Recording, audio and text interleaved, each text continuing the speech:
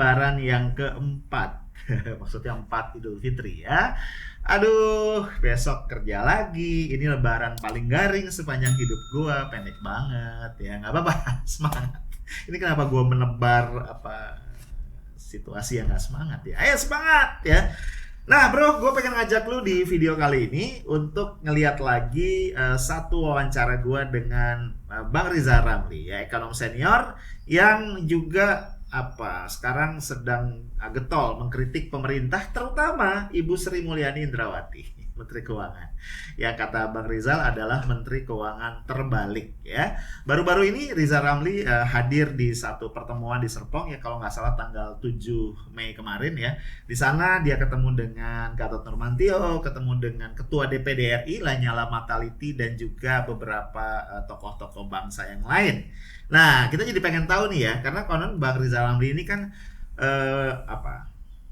siap maju lah untuk jadi presiden di dalam pilpres yang akan datang. Tentu saja nih kita sebagai calon-calon pemilih berhak tahu dong ya, apa sih pemikiran Bung Rizal Ramli tentang Indonesia, masalah-masalahnya dan apa yang diajuin untuk menyelesaikan masalah-masalah itu. Karena itu kita lihat lagi ya wawancaranya. Halo guys, ketemu lagi dengan gue di kanal Bang Arif dan kembali di rubrik Hotspot. Seperti biasa di Hotspot gue nggak sendirian dan hari ini untuk kedua kalinya gue berkunjung ke rumah Bang Rizal Ramli. Mungkin lo ingat ya, sebelumnya gue udah pernah kesini dan ada 3 podcast yang udah gue rilis. Dan ini kunjungan istimewa karena terjadi di hari ke-8 Ramadan ya. Gue sapa dulu ya. Sore Bang Rizal, Assalamualaikum. Waalaikumsalam. Iya Bang Rizal nih ganggu lagi Bang. Kita ngobrol-ngobrol lagi Bang. Ya. Sehat ya Bang ya? Sehat. Yang nggak sehat kan Republik. Kita mah sehat. Kitanya harus sehat Bang ya, kalau mau ngeberesin Republik. Iya, betul. Bang, nih saya ada yang meresahkan ini masalah ekonomi Bang. Karena ini kan Presiden bilang nih, kita mulai pulih nih otomotif. Katanya 190% naik nih permintaan. Sebelum itu, kan saya lihat videonya Bang Rizal nih. Kata Abang 5,5 tuh nggak mungkin Bang.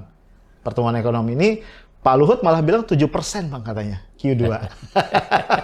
Jadi saya pengen tahu nih pendapat Abang gimana? Kalau soal para pejabat, lihat aja track record-nya di masa lalu. Soal ramalan, soal angka-angka. Kebanyakan kan ngawur, meleset gitu. Iya. Nah kalau mobil dari awal saya memang bilang pasti akan terjadi kenaikan penjualan mobil sementara. Karena dikasih pajaknya dinolin. Oke. Ya, dan kalaupun naik dari level yang udah rendah, karena tahun lalu tuh anjlok kan. Ya kan, kalau naik 190.000 dikasih pajak negatif nol ya sudah tentu. Tapi itu hanya akan bertahan sementara. Karena yang beli mobil ini people yang on the margin. Pendapatannya. Kalau yang makmur kan udah punya mobil lah. Iya kan, ini kan kelas mobil 100 juta. Ya bisa dia, tetapi bisa juga nanti setahun lagi nggak mampu bayar dan sebagainya. Yang kedua, kalau di kuartal 1 udah pasti nggak bakal lah 7%. Itu mah mabuk habis. Kenapa? Satu, daya beli rakyat itu masih merosot. Iya. Ya, padahal konsumsi publik itu lebih dari 55% dari total GDP. Nah, kenapa daya beli masyarakat anjlok? Karena pertumbuhan kredit negatif sejak bulan Oktober sampai hari ini. Oke. Ya, jadi istilahnya uang yang beredar aja disedot. Kesedot ya karena makin lama perlu utang yang makin besar pembayarannya. Wong pemerintah hari ini untuk bayar bunga hutang aja harus minjem gitu. Oke. Termasuk dengan menjual surat utang negara. Nah, ini namanya istilah teknisnya itu crowding out. Artinya pemerintah sudah terlalu banyak berhutang. Untuk membayarnya dia mesti nyedot likuiditas dari masyarakat. Nah, jadi boro-boro ada peningkatan likuiditas. Ya, biasanya kalau kita mau tumbuh ekonomi 6%, pertambahan kredit itu minimal 15%. Oke. Nah, ini negatif. Ya, jadi disedot likuiditas, itu yang menjelaskan nggak ada daya beli. Oke. Nah, memang ada berita positif dari ekspor. Ekspornya naik lumayan besar, importnya naik juga walaupun sedikit lebih kurang. Ya, jadi berita bagus di kuartal 1 ini hanya soal ekspor yang naik, import yang juga naik, tetapi semua indikator makro yang lainnya masih anjlok. Oke. Ya kan, jadi kalau ada yang ngibul, ini udah naik 7%, ya mungkin nggak tahu di negara antah berantah lah gitu. Oke. Nah, kuartal kedua kemungkinan biasanya akan selalu ada pick up, karena itu kan musim lebaran. Oke. Biasanya rakyat paksakanlah belanja, beli hadiah lebaran. Walaupun lebaran ini kan dilarang mudik. Yes. Tetapi yang terjadi, rakyat pulang 2 hari sebelum tanggal pelarangan, tanggal 6. Nanti kembali 3 hari setelahnya. Jadi total mereka liburan 2 minggu lebih lah gitu. Yes. Iya kan? Dugaan saya sekitar 80% rakyat Indonesia, terutama di Pulau Jawa, tetap pulang kampung. Ya, nunjukin bahwa kebijakan pemerintah itu nggak pernah berbasiskan angka. Oke. Tidak scientific, ya kan? Harusnya kan bisa ditebak. Betul. Berapa dan sebagainya. Nah, dengan sekitar 80% orang pulang kampung, itu tentu ada peningkatan pengeluaran, yang kaya juga mungkin liburan, Yes. dan sebagainya, atau tinggal di hotel lah minimal karena nggak ada pembantu kan. Ya, jadi kuartal kedua ada pick up sedikit. Tapi pick up itu nggak lama, karena setelah itu tuh banyak sekali rakyat kita yang golongan menengah bawah yang memang nggak mampu, kerja kagak. Sederhana lah. Coba perhatikan di jalanan di Jakarta, memang ada taksi lain kecuali Bluebird. Kan yang lainnya tutup semua. Itu pun sebagian besar sopirnya udah pulang kampung. Iya kan? Karena memang nggak ada kerjaan, nggak cukup hidup di Jakarta. Oke. Ya. Nah, dengan cara-cara mereka menanganin masalah ini, saya sih berkesimpulan ini pemerintah nggak mampu membawa Indonesia keluar dari krisis. Karena polisinya beda, polisinya kebalik-balik. Oke. Ya kan? Turki dulu ada masalah, ekonominya anjlok karena COVID, India, dan lain-lain. Apa yang terjadi? Mereka prinsipnya sama. Pompa daya beli golongan menengah bawah. Itu yang dilakukan oleh Erdogan. Fokus gitu Bang. Ya, itu yang dilakukan oleh Perdana Menteri Modi. Sehingga ekonominya pick up, naik lagi. Itu yang dilakukan oleh Joe Biden. Ya, paket dia yang kedua kemarin, itu kasih stimulus untuk golongan menengah bawah. Oke. Ya kan, sehingga mereka punya daya beli. Itu yang dilakukan oleh Perdana Menteri Johnson, Boris Johnson. Yes. Ya kan, dia naikin pajak perusahaan besar, orang kaya, pendapatannya itu dipakai buat pompa yang bawah. Lihat nih, semua sama. Patternnya sama ya Bang. Polanya. Hanya di Indonesia yang terbalik-balik, karena Menteri Keuangannya terbalik. Iya kan? Okay. Jadi pajak yang kaya-kaya, dia kurangin. Misalnya pajak sawit, pajak mobil, pajak macam-macam. Tapi yang perintil-perintil daya beli dia Uber, dikejar-kejar. Terus harga utility bakal dinaikkan kan? Harga gas, harga listrik, harga apa? Iya kan? Jadi justru yang beli, yang bawah ditekan supaya makin anjlok. Iya kan? Sementara berbagai kemudahan diberikan sama yang besar. Diberikan tax holiday, bebas pajak 20 tahun buat yang gede sama asing. Dan sebagainya. Ya, tidak aneh, boro-boro mempercepat pemulihan recovery, kita akan membuat ini makin nyungsep ke dalam. Ya, karena rumus ilmunya nggak balik. Nah, kayaknya ini kan udah panik. Defisit anggaran tadinya di bawah 3% GDP, udah dinaikin jadi 6%. Ya kan? Karena tetap mau jalanin proyek-proyek. Proyek ibu kota baru, proyek ini. Di mana-mana itu dalam krisis kita potong dulu yang nggak perlu, kayak rumah tangga lah. Ya, fokus sama yang benar-benar perlu aja. Ini Menteri Keuangan terbalik, ilmunya juga terbalik. Nunjukin dia nggak berani bilang enggak sama presiden. Ya kan? Jadi tetap aja tambah proyek ini, proyek itu. Nah, sumbernya dari mana? Dari meminjam lebih besar lagi. Yang kedua, maksa Bank Indonesia nyetak uang. Itu udah 600 triliun lebih. Mungkin sampai 1.000 triliun.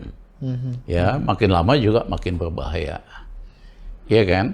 Mereka juga udah panik, mau ngambil uang umat Islam, uang haji uang apa? Uang wakaf lah, segala macam. Lama-lama kepepet, akhirnya minta tolong IMF. Iya kan? Makin hancur ekonomi Indonesia. Iya. Saya sih nunggu dia ngundang IMF, berarti Jokowi jatuh. Persis kayak Soeharto dulu gitu lah. Abang lihat tanda-tanda itu Bang ya, waktu Iya, kan dia udah ngomong itu. Udah pidato, udah ngomong, dan dia udah panik. Dari mana nih? Pengeluaran jalan terus, makin nambah, tapi pendapatan kan rendah. Belum pernah dalam sejarah Indonesia tax rasio pajak per GDP serendah ini.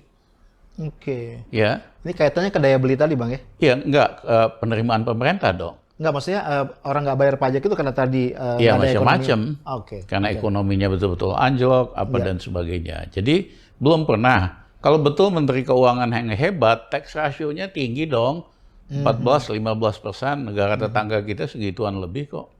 Ini paling rendah, paling cuma 8% lah dalam sejarah gitu lah. Kalau Menteri Keuangan hebat kan menjaga supaya penerimaan negara bagus, caranya tax ratio masih 15%-an, ya pengeluaran juga yang nggak perlu hemat. Ini kan mengaku hati-hati, mengaku prudent, prakteknya kan sebaliknya. Persis kayak bosnya. Pidato anti import, ya kenyataannya import ugal-ugalan. Jadi anak buah juga ngikut, ngaku prudent, ngaku hati-hati, pengelolaan fiskal sama sekali tidak hati-hati, bahkan ugal-ugalan. Bang, saya tertarik mengulik yang tadi yang cetak uang itu Bang. Ya. Itu yang lewat BI kemudian beli di pasar primernya Sun Bang ya? Iya, berdasarkan Undang-Undang Bank Indonesia yang lalu sampai tahun lalu, pemerintah tidak boleh menjual langsung kepada Bank Indonesia. Harusnya di pasar sekunder. Di pasar sekunder. Dia nerbitkan Sun, ya nanti Bank Indonesia beli di pasar sekunder. Itu untuk menjaga otonomi, independensi kebijakan Bank Sentral. Diubahlah ya dengan undang-undang peraturan yang baru ini, yaitu pemerintah bisa nyetak Sun berapa aja, paksa Bank Indonesia langsung beli di pasar sekunder. Pasar primer. Baik primer. Walaupun bentuknya kebanyakan giral ya. Iya. Artinya kemudian itu yang membuat tadi ya Bang ya, ada crowding out itu ya Bang ya? Crowding out tadi secara lebih luas lagi. Bang, tadi yang Menteri Keuangan Bang, beberapa kali tadi Abang sebut. Saya baca tweet Abang yang terkait dengan komunikasi Abang dengan Pak Kwi Kian Gi. Yang posisi SMI ini yang dengan IMF lah gitu. Ini seperti apa sih Bang sebenarnya duduk perkaranya kok bisa demikian? Ya, kita berdua kesimpulannya nyaris sama. Ini Menteri Keuangan payah banget.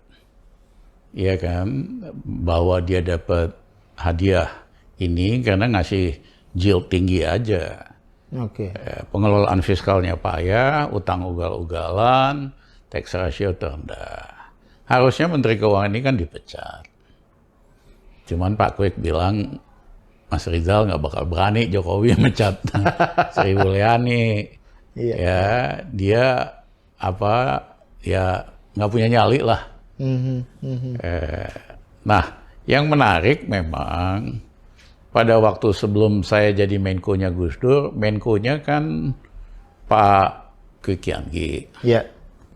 Waktu itu ada dibentuk oleh Pak Kwek dan Dewan Ekonomi Nasional.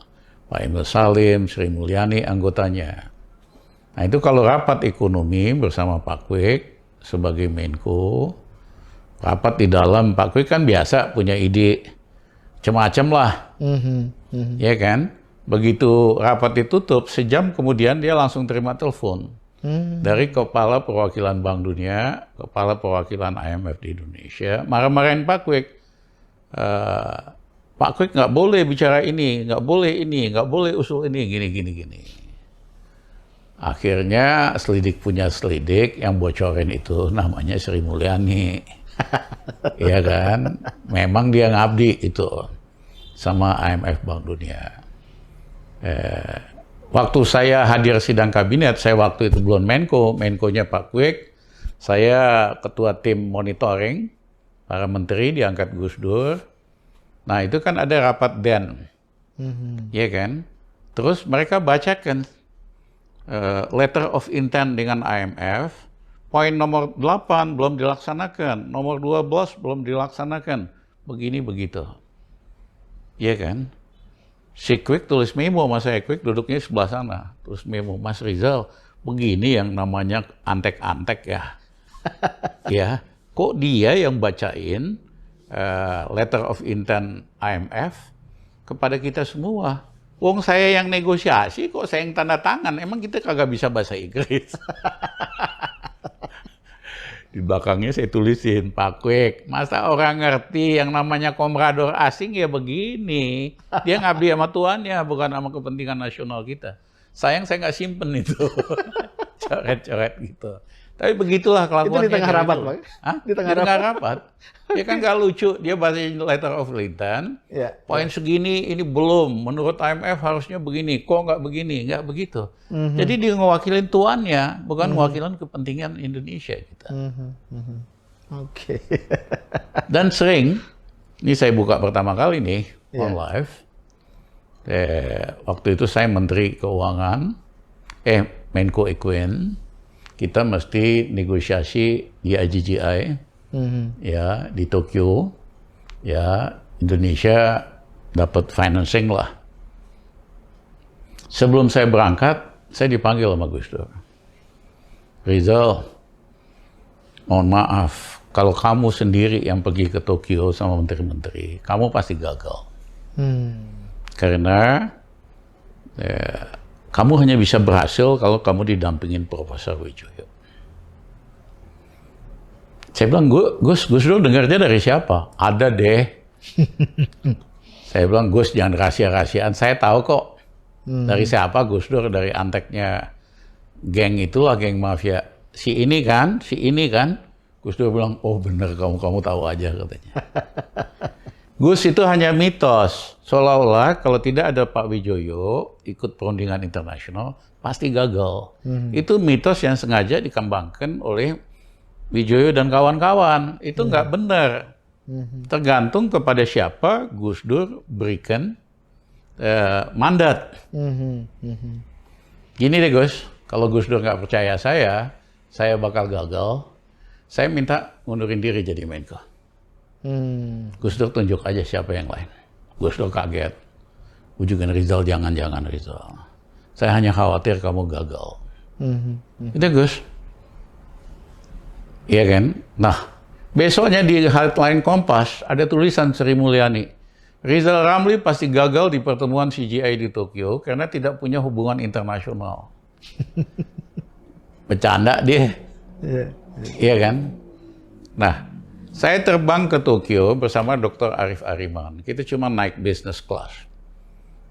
Biasanya delegasi Indonesia buat pertemuan internasional itu dijemput sama Mercy 8 biji, 10 biji. Iya kan? Saya nggak mau dijemput. Saya hanya mau naik subway dari Tokyo ke hotel tempat pertemuan. Ya, akhirnya kita naik subway aja berdua. Ya, karena saya sering ketemu Perdana Menteri Belanda. Kita naik mobil mewah 8 biji, dia cuma naik sepeda ke kantor. kita mau minjem dari dia. Kan nggak lucu banget gitu loh. Salah kostum Bang ya Salah perasaannya. kostum kan. Gempar. Karena saya datang istilahnya naik subway, naik taksi. Jepang angkat topi banget. Belum pernah ada menteri pejabat ekonomi negara Indonesia kayak begini. Ya kan? Dia betul orang Jepang kan appreciate banget. Iya. Nah, habis itu saya makan sama dubes-dubesnya. Sama dubes Indonesia. Dia tanya, Pak Ramli nanti malam mau makan di mana? Mau lihat musik atau hiburan di mana? Saya waktu itu masih muda banget. Bang Arief, rambut gondrong. Gue marah banget. Lu tuh dubes bukan servis gue. Jangan servis boy. Ya kan, ngaturin gue makan malam di mana, apa segala macam. Yang penting kamu tahu nggak negara yang ikut sidang CGI ini, iya kan, bagaimana posisinya terhadap Indonesia? Iya kan, ada keberatan apa? Nggak bisa jawab. Nggak punya data ya Bang? Iya, dia nggak ngerjain fungsinya sebagai dubes. Oke. Katanya dubes hebat tuh, dubes Indonesia hebat. Akhirnya saya mulai acara nggak resmi aja, habis makan siang, saya panggil satu-satu kepala perwakilan Amerika di conference itu. Kamu, keberatan kamu apa? Ya kan? Yang saya putusin langsung. Yang enggak, saya bilang kita review macam-macam. Jadi satu-satu 20 anggota yang hadir di sidang CGI, kita udah diskusi 15 menit masing-masing. Kita selesaikan, kita solusi. Semua happy. Jadi besoknya sidang CGI yang resmi itu tinggal formalitas doang. Karena mereka udah sepakat sama kita semua. Ya, disepakati Indonesia dapat financing 5 miliar dolar. Ya. Nah, saya ajak teman-teman dari Infit NGO. Ya kan? Biasanya mereka hanya boleh sebagai pendengar doang, nggak boleh ngomong. Saya waktu itu biasanya sidang CGI itu selalu dipimpin oleh Kepala Perwakilan Bank Dunia Asia. Saya nggak mau. Wong yang kita kok yang berkepentingan. Indonesia mau pimpin, jadi saya pimpin sendiri. Dan hidup kayak diskusi akademik. Teman-teman dari Infit saya suruh ngomong. Lu kritik aja Bank Dunia, IMF, terserah lo. Apa aja. Oh mereka ngomong tuh si Bini Bukhari. Iya kan? Belum pernah mereka bisa ngomong terbuka itu. Saya suruh jawab kritik terhadap Bank Dunia. Coba Bank Dunia jawab. Ya kan? Dan sebagainya. Nah, begitu selesai menjelang sidang tutup, negara-negara yang besar sepakat buat kasih grant. Uang tanpa bunga. Ya, bukan pinjaman. Sebesar 500 juta dolar. Belum pernah terjadi dalam sejarah Republik Indonesia. Kenapa? Karena mereka seneng. Ya, pejabat ekonomi di Indonesia, dari Indonesia ini benar-benar down to the earth, naik taksi, ya kan, naik subway, yang kedua dia terbuka, terus terang, ada masalah dicoba diselesaikan. Belum pernah dalam sejarah Indonesia dapat grant 500 juta dolar. Nah, jadi mitos bahwa kalau bukan Wijoyo dan anak buah Wijoyo berhasil, baru berhasil, itu bohong semua. Ya, tergantung kok siapa yang pimpin. Saya ingat waktu itu saya lapor Gus Dur ditelepon, Rizal, saya berdoa berhari-hari supaya kamu sukses. Saya senang banget kamu berhasil gini. Ya. Nah itu contoh. Tapi orang kayak saya, kalau saya nggak setuju ya saya mundur. Begitu dong. Misalnya nih Jokowi minta proyek ini, proyek itu. Ya kan? Kalau kita nggak setuju, ya kita tolak. Ini nggak benar, kita nggak punya uang. Kalau mau dipaksain kita yang mundur, begitu dong. Sikap intelek akademik kan begitu di seluruh dunia. Dan itu yang nggak ada sekarang, Pak? Nggak ada. Zaman Bung Karno sih biasa. Menteri beda sama presiden, nggak setuju, ya mohon maaf Pak. Bung Karno, saya mundur dah. Banyak tuh yang begitu. Bang, balik ke utang tadi Bang, sedikit Bang. Menurut Abang kalau bicara tadi sebenarnya Abang udah singgung ya Bang ya, karena tadi bunganya begitu mahal. Dari sisi tingkat keparahan ya Bang, itu scale-nya 1 to 10 itu separah apa dan kenapa Bang? Ya ini sih udah parah banget. Udah lebih dari 6.000 triliun. Belum termasuk utang BUMN, third party, kalau itu sih udah lebih besar lah. Utang itu kan biasa. Iya. Yang penting kemampuan bayar. Sama aja. Bang Arief punya kredit limit, Yes. ya kan? Berapa kredit limit itu? Kira-kira sepertiga dari gajinya bulanannya di Pak Arief. Betul. Pak Arief gajinya 10 juta, ya sepertiganya lah. Iya. Kredit limit 3,5 juta atau 4 juta. Nah, persoalannya kita udah ngelebihin itu. Jauh Bang ya? Iya jauh. Di dunia ini nama indikatornya namanya debt service ratio. Berapa pembayaran hutang kita dibandingkan dengan ekspor kita. Yang aman itu di bawah 20%. Indonesia udah 35%. Oke. Ya, itu indikator bahayanya. Yang kedua, dia sudah mengakibatkan crowding out yang saya jelaskan tadi. Dia nyedot likuiditas. Harusnya kan kita minjem membuat ekonomi tak ada tambahan likuiditas dong buat memompa ekonomi. Ini kagak, dia malah nyedot likuiditas. Ini nggak ngerti. Jadi dibandingkanlah, utang Indonesia sama Amerika masih rendah dibanding GDP. Itu indikator yang ngawur. Oke. Iya kan? Kenapa? Amerika satu-satunya negara yang bisa nyetak uang dolar berapa aja. Karena dia negara adidaya. Betul. Atau Jepang, atau Eropa. Tinggi GDP-nya, tapi jangan lupa pendapatannya atau investasinya di luar negeri dan revenue-nya dalam US dollar sangat besar. Mereka memiliki istilahnya net open position triliunan US dollar. Nggak ada masalah. Yes. Minjem. Ya, Indonesia net open position-nya negatif. Oh, oke. Iya kan? Ini banyak ekonom aja, termasuk Menteri Keuangan terbalik, mesti diajarin lagi, dikuliahin lagi soal begini. Bukan bandingan dengan GDP, kemampuan bayar. Yang kedua, crowding out atau tidak. Yang ketiga, you punya net open position berapa? Oke. Ya saya sih nggak aneh, dia kan belajarnya labor economics, ekonomi perburuhan ya. Oke. Kalau ekonomik mah nggak ngerti-ngerti pisan. Cuman bahasa Inggris bagus lah itu. Bang, kan gini Bang, kalau kita bicara Indonesia ini selain masalah hutang kan masalah ini corruption Bang. Betul ya Bang ya? Ya. Ini masalah yang menggerogoti ekonomi kita. Kemarin ini ada berita kan Bang ya, pertama kali nih KPK ini menerbitkan SP3 Bang, untuk obligor Samsul Nur Salim. Ya. But on the other hand, kemudian dengan bangga nih Pak Mahfud bilang, kita udah bikin satgas nih buat menagih obligor-obligor BLBI. Kalau saya sebagai orang awam gini Bang, ini kasus pidananya aja dihentikan, nih lu mau tagih lewat perdata ini. Nah, tapi saya minta pendapat Abang nih. Ya saya kira bener lah. Arief bener banget. Pidana aja gagal, apalagi perdata. Ya, ini mah cuman apa ya, PR spin aja. Ya kan? Dibikin lagi seolah-olah ada upaya gitu loh. Ini permainan PR spin aja. Oke. Ini paling jago nih pemerintah ini. Bikin spin-spin PR yang kagak jelas gitu loh. Nah, tapi saya ingin menggarisbawahi, selain masalah-masalah ekonomi, ada masalah-masalah bahwa bangsa kita semakin lama semakin diadu. Oke. Ya, karena istilah saya, secara sengaja dikembangkan isu-isu yang sifatnya Islamophobia. Yang nggak suka Islam lah. Ya kan, dengan alatnya itu radikal-radikul. Ya kan. Seolah-olah pokok masalah yang utama kita nih ini.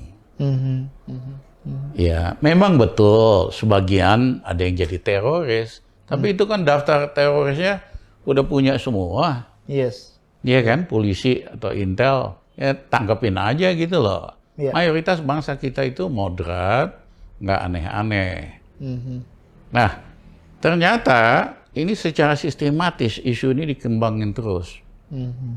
Ternyata memang tujuannya supaya rakyat kita fokusnya beralih ngomongin masalah ini. Tidak minta pertanggungjawaban di dalam bidang ekonomi. Lu mampu nggak sih ciptain lapangan kerja? sebagai pemimpin, lu mampu nggak tingkat kesejahteraan? Enggak, mayoritas rakyat kita sibuk ngomongin soal agama, soal perlakuan tidak adil terhadap Islam. Iya kan? Jadi berhasil mengalihkan isu. Nah, yang kedua adalah kita nih, Arif, negara Pancasila. Artinya kita tidak boleh fobia terhadap agama apapun. Terhadap Islam, terhadap Buddhis, Katolik, atau sebagainya. Kebayang nggak, Arif, di Amerika, seorang presiden Amerika, itu Protestan fobia. 2 minggu selesai deh. Nah, yang ketiga, ini dipakai sebagai alat mobilisasi finansial. Kenapa? Taipan paling takut kalau Indonesia jadi negara Islam. Iya kan? Nah, semakin banyak yang pengen negara Islam, itu mereka tarikin sumbangannya semua, pada nyumbang tuh. Jadi proposal nih Bang ya? Jadi proposal untuk membiayain. Iya. Ya, itu salah satu tuh konduktornya si Giovanni. Ya, Taipan nyumbang dia biayain PSI, dia biayain, ya kan, yang Islam fobia lah. Ya kan. Jadi memang sengaja sebagai alat, saking takutnya mereka Indonesia berubah jadi ISIS atau negara Islam, yang nggak mungkin, ya kan. Nah, mereka mau nyumbang untuk terus kampanye ini.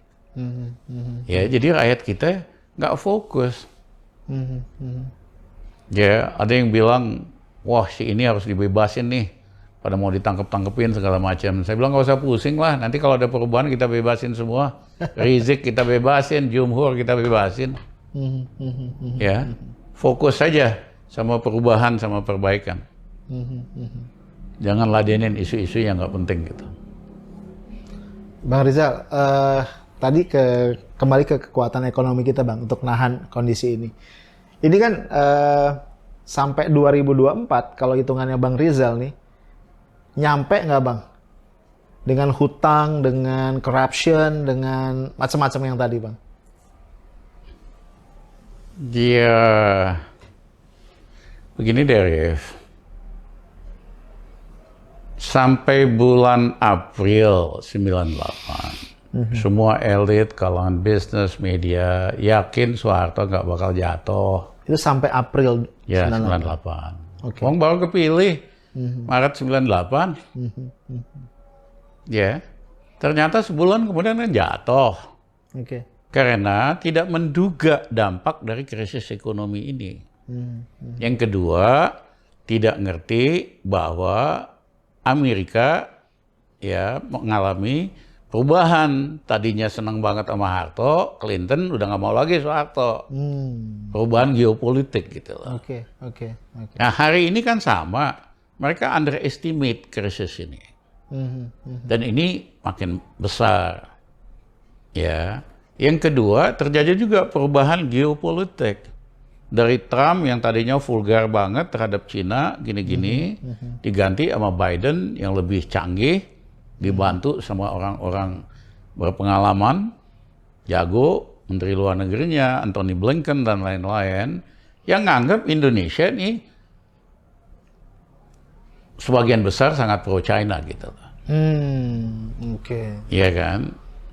Artinya timnya si Biden ini, Cina dia akan teruskan kebijakan untuk tekan Cina, tapi secara lebih sistematis. Secara lebih sistematis, dia akan squeeze China secara strategik.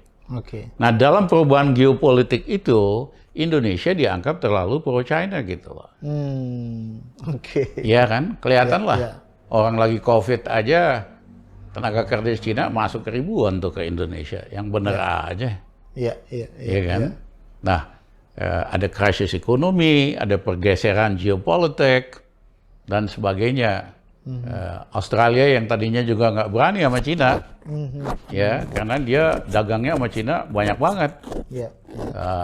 Akhirnya Perdana Menterinya berani. Ya, lihat pergeseran geopolitik kita.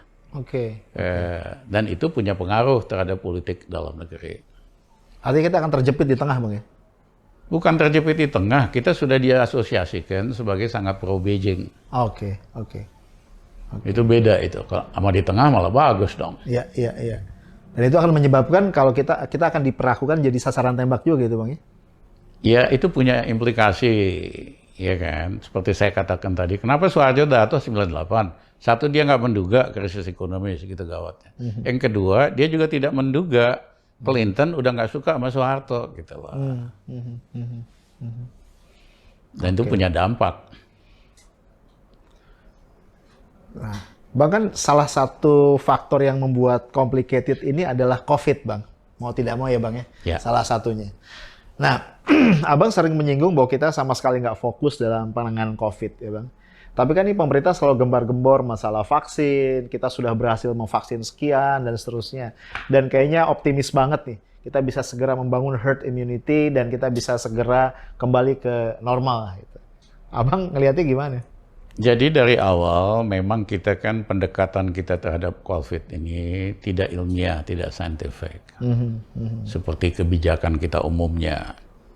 Ya, misalnya nggak mungkin COVID, orang Indonesia banyak makan bumbu, banyak makan matahari, kena matahari dan sebagainya. Kenyataannya kan sebaliknya. Wong Brazil yang di Kalustiwa juga sama panas, suka makanan Spanyol, spicy, korbannya malah lebih banyak. Ya kan? Nah, yang saya kaget selama Menteri Kesehatan Terawan, teman saya, rupanya walaupun sudah kirim delegasi mau beli vaksin, Cina di Eropa, ternyata Pak Terawan nggak mau tanda tangan down payment-nya. Oke. Ya, kalau kita beli apa-apa kan kita mesti bayar uang muka dong. Sehingga yang terjadi, harusnya kan awal tahun ini udah banyak yang datang. Karena kita perlu total untuk 170 juta orang Indonesia, 340 juta vaksin. Yes, 2 dosis. Ya, harusnya itu Januari udah banyak gitu, udah puluhan juta yang datang. Ternyata sampai hari ini, ya kan, total yang divaksin baru berapa belas juta. Lupa saya angka, ada grafiknya tadi di situ. Ya, kenapa? Karena vaksinnya nggak ada lagi. Datangnya cuman sedikit-sedikit gitu loh. Oke. Ya, nah kemungkinan besar vaksin buat Indonesia baru sampai besar-besaran akhir tahun ini atau semester depan. Apalagi hari ini ada kompetisi buat dapat vaksin karena ada gelombang kedua, gelombang ketiga COVID. Yes. India lagi cari vaksin, Jepang juga, Eropa lagi rebutan vaksin nih. Nah kita karena tadi itu nggak mau bayar down payment, datangnya baru sedikit, iya kan? Dan dari segi yang vaksinnya ada sih memang udah dipakai semua lah, kasarnya gitu. Tapi supaya kita efektif anti COVID-nya kan harus 340 juta vaksin. Dan itu kayaknya bisa diundur sampai akhir tahun ini atau tahun depan. Ya, jadi nah kemudian ada vaksin Nusantara kan, yang hebohnya luar biasa. Itu anak muda bisnismen 34 tahun dari Surabaya berhasil yakinin Terawan. Iya kan, bagus-bagus aja vaksin buatan Indonesia ternyata juga kagak dari US. Tapi yang penting proses tes klinisnya itu nggak dilakukan yang benar sehingga ditolak oleh POM. Iya kan, memang beberapa elit yang nggak tahu dapat apa, ya kan, mau disuntik sama vaksin ini. Harus dibedakan yang elit sama rakyat biasa. Kalau elit kan ada masalah dia pasti bisa atasi. Ya. Tapi kalau rakyat biasa puluhan juta kita vaksin, ya kalau nggak beres yang meninggal banyak banget gitu loh. Jadi keputusan BPOM itu tepat. Ya, kita risetnya aja nggak benar kok.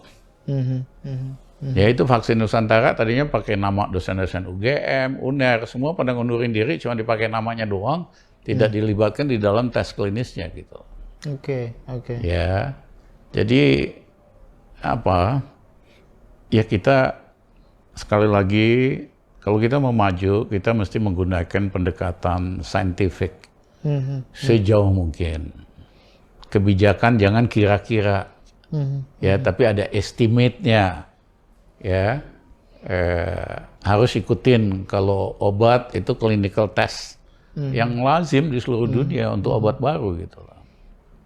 Nah, tapi kalau pendekatannya itu hanya soal semangat-semangatan, ya ciri-ciri negara berkembang gitu lah. Bang, tapi kan nih vaksin ini juga aspek politisnya jadi kental banget ya Bang ya. Pengambilan keputusannya segala macam. Karena misalnya BPOM juga, orang kan bertanya-tanya juga, betul nggak sih efikasinya segitu yang Sinovac misalnya Bang? Ya. Kan ini ada jemaah haji kita nih nggak bisa berangkat nih Bang, umroh udah pasti nggak bisa berangkat. Karena Saudi menolak Bang Sinovac karena nggak ada dari WHO. Memang Sinovac efikasinya sekitar 55%. Dengan risiko, ya kan, sisanya itu nggak efektif. Harus divaksin ulang atau apa gitu loh. Ya memang nggak bisa dihindari, ini kan ada aspek bisnisnya tuh luar biasa. Bukan politis, bisnis ya. Karena kebayang nggak, kalau kita udah vaksin nih 340 juta vaksin, tahu-tahu yang efektif hanya 55%. Kan mesti vaksin yang ketiga lagi, keempat lagi. Duit lagi. Itu duit gede semua. Ini katanya bisa 75T Bang tahun ini doang Bang. Ya mungkin lebih lah saya kira ya. Karena sekarang makin susah dapat vaksin. Pemerintah Eropa aja, Jerman itu lagi nyari vaksin. Oke. Karena dia ada gelombang ini lagi Bang ya? Iya, karena gelombang kedua. Variasinya gelombang ketiga. Bang, yang rame juga belakangan ini adalah reshuffle Bang. Nah, ini menarik nih buat saya tanya pendapat Bang Rizal. Ini kalau saya hitung-hitung nih Bang, di antara juara-juaranya Pak Jokowi, salah satunya juara reshuffle Bang. Karena dari masa kepemimpinan beliau ini, kalau jadi besok reshuffle, ini reshuffle yang ke-6 Bang. Menurut Bang Rizal nih, ini reshuffle ini masih ada gunanya atau gimana? Dan kalau ada nih siapa Bang yang menurut Abang mestinya di-cut nih? Kalau reshuffle dalam negara demokratis itu biasa sekali. Oke. Di Eropa malah sering, di Italia itu benar-benar. Ya, pertanyaannya, kalau di Eropa reshuffle ya Perdana Menterinya juga. Oke. Iya kan, diganti. Karena dia kan yang pilih menteri-menterinya. Oke. Jadi bukan hanya menterinya doang gitu loh. Oke. Di Belanda, ya kan, Perdana Menteri mundur juga semua gitu. Oke. Dan memang rakyat kita sih banyak yang mau, ya semuanya dong, jangan menterinya doang. Ya kan? Iya. Nah, teorinya sederhana, kamu ganti dengan tim yang lebih bagus gitu loh. Supaya kinerjanya lebih bagus. Fakta bahwa sering sekali diganti menteri-menterinya, nunjukin bahwa timnya nggak bagus. Oke. Iya kan? Tapi yang milih kan presiden, tanggung jawab dong. Yes. Iya kan? Kalau menterinya nggak bagus gitu. Nah, kenapa menterinya banyak kan nggak bagus? Satu, basis pemilihannya itu tidak berdasarkan profesionalisme. Ya, karena dari partai wajib diambil. Padahal kita mengaku negara presidensial. Kalau parlementer ya boleh, harus dengerin partai. Kalau presidensial kan enggak. Yang kedua ada bandarnya, cukongnya, yang pengen menteri si ini, si itu. Atau Rizal Ramli harus diganti, ya kan? Itu taipan reklamasi. Udah bayar. Supaya Rizal Ramli jangan jadi menteri. Ya, Yusuf Kala punya kepentingan bisnis banyak, Rizal Ramli digusur. Ya kan? Nah, esensinya pemilihannya itu nggak jelas basis profesionalismenya. Belum lagi integritas. Banyak yang kemudian mau jadi menteri, mau jadi kaya raya. Iya kan? Itu kan udah prinsip yang salah. Kalau kamu jadi pejabat publik di seluruh dunia, kamu harus lebih sederhana, lebih murah. Gajinya lebih murah kok. Kalau mau jadi orang kaya, jadi swasta. Iya kan? Di kita mah enggak. Mau jadi pejabat, mau jadi kaya. Berapa turunan. Jadi motifnya memang udah salah. Dan yang ketiga, misalnya soal import lah. Pak Jokowi kan pidato anti import, nggak import ini. Kenyataannya setiap menteri perdagangan yang dia angkat itu ngubur rente, ngubur untung besar dari import. Karena dari import bawang putih aja itu di atas 8 triliun. Rentenya Import aja. gula berapa untungnya, rentenya? Oke. Ya, itu puluhan triliun. Iya, iya, iya. Ya, apa Pak Jokowi nggak ngerti? Saya sih antara percaya nggak percaya dia nggak ngerti. Ya kayak si Enggar itu kan luar biasa puluhan triliun yang dia terima itu, ya kan? Jadi setiap menterinya itu tugasnya nomor 1 import. Siapapun orangnya. Sebelum yang sekarang nih, Ya, yang baru diganti itu juga sama. Begitu jadi menteri minggu pertama dia udah import gula, udah import garam, segala macam. Yang baru juga, karena mereka tahu setiap import itu mereka terima setoran. Oke, oke. Ya kan? Ini kan udah ada kartel ya. Iya, iya, iya. Nah, tetapi ini sangat bertentangan dengan ideologi dari partai yang mendukung Pak Jokowi, yaitu partai pendukung dia kan partai nasionalis. Iya, iya, iya. Bung Karno, bapak ideologisnya. Marhainisme, Bang ya? Ya, jadi waktu Bung Karno jadi mahasiswa di ITB, dia ke Bandung Selatan, ketemu dengan petani yang namanya Marhen, petani gurem. Dia sedih banget, prihatin banget, dia kembangkanlah bagaimana Indonesia harus menaikkan kesejahteraan para Marhen-Marhen ini. Itulah yang jadi basis ideologi daripada nasionalisme.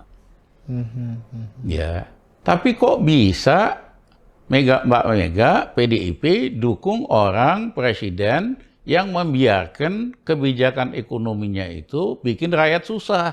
Kebijakan import, Marhen ini makin lama makin miskin.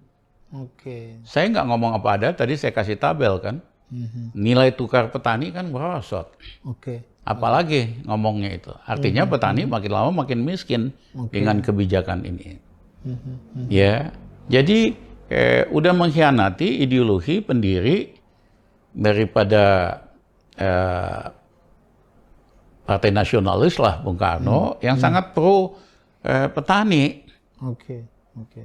Nah sebetulnya dalam waktu kurang dari 3 tahun dengan kebijakan perdagangan yang lebih pro kedaulatan pangan dengan pricing policy yang lebih pro dengan kebijakan pangan, kita dalam 3 tahun nggak usah import apalagi beras, gula, lain-lain, kecuali kedelai mungkin lebih susah, ya kan? Artinya kalau mau memang bisa meningkatkan kesejahteraan petani, ya. Tetapi Jokowi kan senangnya pidato aja, pidato anti import, menterinya kerjanya ngubur rente, ya kan? Itu lebih kepada nggak tahu atau nggak berdaya, Bang? Enggak. Tahu tapi tutup mata. Oke. Yang penting kan pidato anti import, anti ini, kenyataannya kan sebaliknya. Ya, makanya saya waktu saya minta pesan ini ya saya langsung ke Mbak Mega aja. Mbak Mega nggak usah himbau-himbau pakai bahasa slogan ke Jokowi. Minta aja Jokowi pecat menteri yang buat rente. Ya. Mbak Mega senang juga. Akhirnya Hasto ngomong kenceng kan soal import. Beberapa waktu yang lalu. Oke. Itu setelah Abang ngasih pesan, Bang ya? Ya, sekuensnya begitu. Bang, satu lagi. Karena tadi Abang menyinggung partainya Mbak Mega, Bang. Ini kan sempat juga rame kemarin masalah suksesi, Bang. Karena bagaimanapun kan PDIP ini partai terbesar, Bang ya, yang juga mengusung presiden. Sementara suksesi di sana jadi menarik nih, Bang. Kalau Abang kan cukup kenal nih, cukup dekat dengan Mbak Mega. Ini ngelihatnya apa, Bang, yang menyebabkan Mbak Mega sampai hari ini tuh nggak cukup pede lah untuk suksesi ke bawah, Bang. Tetap. Saya kali lain kesempatan lagi deh, itu topik yang lebih yang besar juga soal. Kayaknya ada rahasia-rahasia nih. Guys, janji tuh ya Bang Rizal. Next katanya. Bang, satu lagi deh terakhir sebagai closing, Bang, sebelum pembuka. Bang, misalnya Bang, sekarang Abang dapat kewenangan untuk membereskan ekonomi. Let's say 3 bulan pertama, Bang. Itu apa Bang langkah yang kebayang oleh Abang akan Abang ambil di 3 bulan pertama itu? Saya nggak berandai-andai. Tapi seandainya Rizal Ramli, ya kan, jadi pemimpin di Indonesia. 1 hari pertama jadi presiden, saya akan hapuskan undang-undang Omnibus Law. Oke. Kenapa? Perpu, Bang, ya? Karena tanpa Omnibus Law kita bisa tingkatin ekonomi kok. Saya udah buktikan tahun 2000. Kita nggak perlu Omnibus Law-lawan, kita bikin. Ya kan? Supaya bisa pulih ekonominya. Dan saya dalam waktu 1 tahun, 6% kita bisa capai. Track record kita buktikan itu. Nah yang kedua, kita cabut undang-undang mineral. Minerba. Karena harusnya kan udah 30 tahun harus dikembalikan ke negara, kepemilikannya. Tapi pada bayar semua sama DPR, sama partai-partai, sehingga diperpanjang 10 tahun. Oke. Padahal kan sumber kekayaan alam Indonesia yang paling besar, itu sumber kekayaan Indonesia yang paling besar, sumber daya alam. Ini dikasih asing sama asing. Oke. Jadi kalau Rizal Ramli jadi pemimpin, kita batalin itu undang-undang minerba, saya akan ambil, Republik Indonesia akan ambil 55% kepemilikannya. Oke. Tapi tidak 100%. Karena kalau 100% diisi BUMN, itu kerjanya korup doang, prestasi kagak ada. Ya, pemilik lama tetap kita kasih 45%. Oke. Ya kan? Nah, kalau 55% dimiliki negara, kita nggak ada defisit lagi. Oke. Ya. Yang ketiga, kita akan keluarkan Kepres, partai politik dibiayain oleh negara. Oke. Ya, seperti di Eropa, di Finlandia, dan sebagainya. Oke. Ya, saya udah alokasikan sekitar 30 triliun. 15 triliun untuk masing-masing partai, 15 partai 1 triliun. Sisanya berdasarkan jumlah vote. Oke. Ya, tetapi ADART semua partai harus diubah supaya terjadi demokrasi internal. Ya, misalnya Bang Arief mau masuk partai PDIP, berhak jadi ketua tanpa perlu jadi anaknya Soekarno, cucunya Soekarno. Susah tuh kalau gitu kan. Enggak, kalau setuju dapat subsidi negara. Enggak, maksudnya kalau ada Kalau nggak persyaratan setuju, tadi susah, Bang. Kalau nggak setuju, silahkan cari duit sendiri. Lu ngaco-ngaco, gue tangkap. Oke. Rizal Ramli mah sableng orangnya. Aku taruh di pulau di selatan Kalimantan yang banyak nyamuk malarianya. Kita tambahin nyamuk malarianya. Kita taruh di situ. Ya kan? Sehingga kita ubah partai politik Indonesia yang sumber korupsi paling gede itu partai politik. Iya. Ya. Setuju. Sehingga betul-betul ubah kriminal demokrasi jadi demokrasi yang bekerja untuk rakyat dan bangsa. Ya, seperti di Eropa. Oke. Nah, itu yang ketiga. Yang keempat adalah kita ekonomi kita akan genjot. Tahun pertama 6%, tahun kedua harus di atas 10%. Kan itu tuh satu-satunya cara mengejar ketinggalan kita dari negara lain. Jepang sehabis Perang Dunia Kedua tumbuh 12% selama 20 tahun sehingga ngejar Barat. Cina setelah Deng Xiaoping tumbuh di atas 13%, 25 tahun. Akhirnya raksasa di dunia. Ya, kalau kita mau, kita harus tumbuh di atas 10%, minimal dalam 10 tahun. Itu bisa dicapai kok. Ya. Nah, Indonesia nggak mungkin capai itu karena pemimpin yang nongol hari ini, nasional maupun lokal, itu kan KW2, KW3. Oke. Disponsorin oleh bandar. Udah KW2, KW3, maling pula lagi kan. Oke. Bagaimana mau maju? Jadi nggak pinter maling, Bang, ya? Iya. Kalau bodoh aja sih nggak apa-apa, ini maling pula lagi. Kalau bodoh doang nggak nyusahin, Bang, ya? Nggak nyusahin. Ini maling pula. Oke. Jadi memang harus ada ya perubahan yang signifikan kalau kita mau jadi bangsa besar. Nah yang terakhir, kita nggak ada lagi orang yang misalnya ditangkap hanya karena Islamophobia atau apa, ya kan? Siapapun yang menghina agama, kita penjarain sama koruptor. Udah, kagak nanya Kalau ada yang melakukan kejahatan, nggak ditanya, lu agama lu apa? Iya kan? Iya. Karena hari ini kan gini, kalau ada apa-apa pasti ditanya, Islam nih, teroris Islam. Nggak ada yang namanya teroris, mau agama apapun kita tangkap. Ya, tapi demokratisasi kita buka. Siapa aja boleh ngomong, selama jangan melakukan tindakan kekerasan. Oke. Habib, nanti Jumhur, segala, kita lepasin semua. Tahanan politik, termasuk di Papua. Ya, asal jangan ikut gerakan bersenjata. Itu lain treatmentnya. Ya, yang pantas masuk penjara itu bukan orang yang berbeda pendapat. Bukan aktivis, hanya koruptor. Dan orang yang menghina agama. Udah itu aja. Maju Indonesia kok. Amin, insyaallah. Ya. Jangan doang, Ref. Siap, bantuin supaya kejadian ini. Iya, of course, Bang. Makanya kita nge-podcast, Bang. Oke, thank you, Bang Rizal. Ya, Aduh, makasih. luar biasa ini. Ini perjalanan ngabuburit yang paling seru nih. Oke, guys, itu tadi akhir pembicaraan gue sama Bang Rizal. Sebenarnya gue masih pengen nanya banyak, tapi udah mau azan ya. Karena sunahnya kan kita buka harus disegerakan ya. Tapi tadi gue akan tagih suatu hari, Bang Rizal janji nih mau cerita partainya Bang Mega. Ntar kita tagih ya. Itu dulu guys dari gue, Stay Tough, Smart and Professional. Assalamualaikum warahmatullahi wabarakatuh.